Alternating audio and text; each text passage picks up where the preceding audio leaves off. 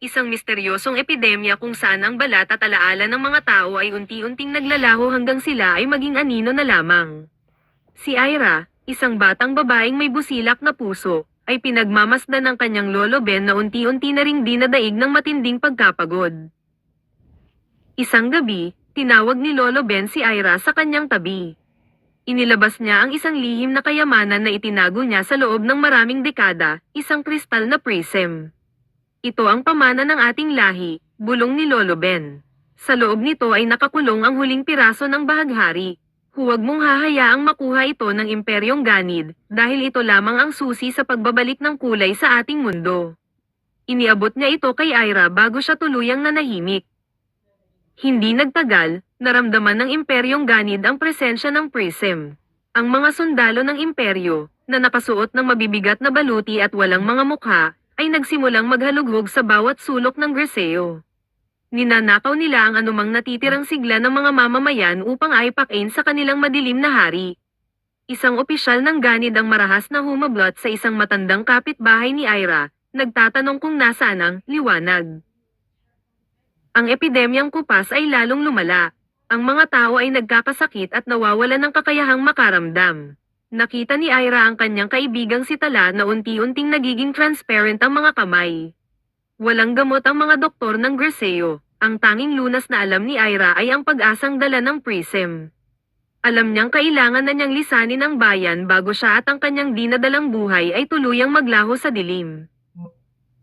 Biglang dumating ang isang delubyong hindi inaasahan. Ang langit ay bumagsak at ang ulan ay naging isang malupit na baha.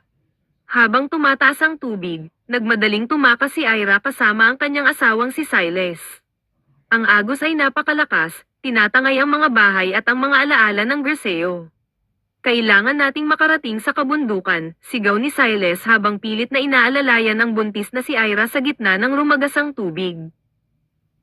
Sa gitna ng trahedya, isang malaking proso ang tumama kay Silas, dahilan upang mawalan siya ng balanse.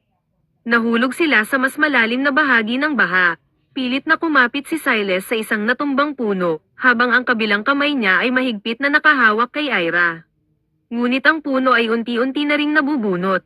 Ramdam ni Silas na hindi niya kayang isalba ang sarili habang buhat ang asawa. Tumingin si Silas sa mga mata ni Ira nang may malalim na pagmamahal at pamamaalam. Sa gitna ng ugong ng baha, sumigaw siya ng buong lakas, "Ira, makinig ka. Isalba niyo ang bata sa sinapupunan mo." Takbo na. Binitawan ni Silas ang kanyang pagkakahawak sa puno upang itulak si Ira patungo sa isang mas mataas at ligtas na dulo ng pampang. Sa isang iglap, nilamon ng malakas na agos si Silas, dala ang kanyang sakripisyo. Mag-isang gumapang si Ira paakyat sa bundok, basang-basa at hapong-hapo.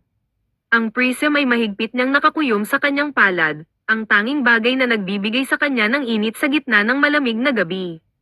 Sa bawat hakbang, nararamdaman niya ang sipa ng sanggol sa kanyang sinapupunan, isang paalala ng pangako ni Silas.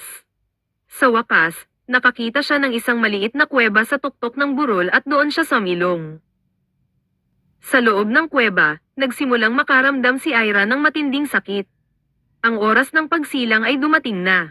Sa gitna ng dilim at tunog ng tumitila ng ulan, inilabas niya ang prism at itinapat ito sa bakana ng kuweba. Habang sumisigaw siya sa sakit at pag-asa, ang prism ay nagsimulang gumanap. Ang munting liwanag mula sa labas ay dumaan sa kristal, at ang kuweba ay napuno ng mga kulay na hindi pa nakikita sa Griseo sa loob ng 100 taon. Kasabay ng pagtila ng bagyo, isang malakas na iyak ng sanggol ang umalingaw-ngaw. Isinilang ang isang napakagandang prinsesa na pinangalanan ni Ira na Prinsesa Lantian. Sa labas ng kuweba, ang araw ay sumilip at isang higanteng bahaghari ang gumuhit sa langit, unti-unting binabalik ang kulay sa lupain ng Griseo.